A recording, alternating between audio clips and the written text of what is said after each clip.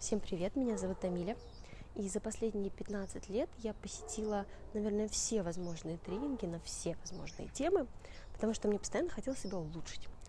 Мне хотелось быть классной, интересной, успешной, богатой, и я все время искала, что же мне в себе такого исправить, чтобы наконец достичь вот этого вот желаемого состояния. Особенно это усилилось после рождения детей. Я начала изучать, как правильно воспитывать, как правильно разговаривать и так далее. Но однажды моя дочка очень сильно меня взбесила, и мне безумно хотелось ее прибить. И вот я стою злая, а в голове прокручиваю: если я сейчас скажу ей вот это, у нее будет вот такая психологическая травма. Если я скажу вот это, она будет вот это рассказывать своему психотерапевту. Да?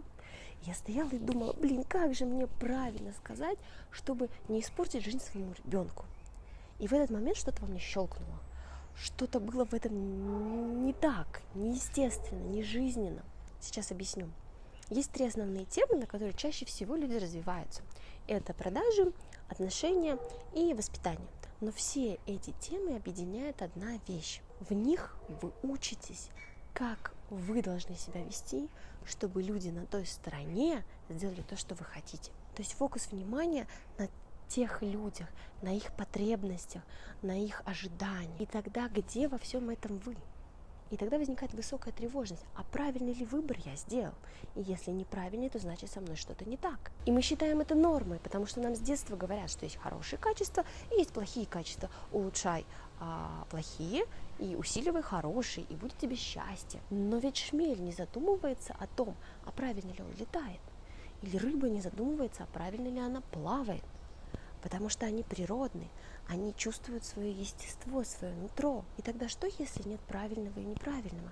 Что, если абсолютно все ваши качества так или иначе вам важны, чтобы воплотить себя в этой жизни? Что, если каждый из нас имеет свою природу, и попытка ее изменить, это все равно, что заставить лошадь плавать или акулу летать? И тогда наша ключевая задача не исправлять себя, а найти себя настоящего, найти и прикоснуться к себе.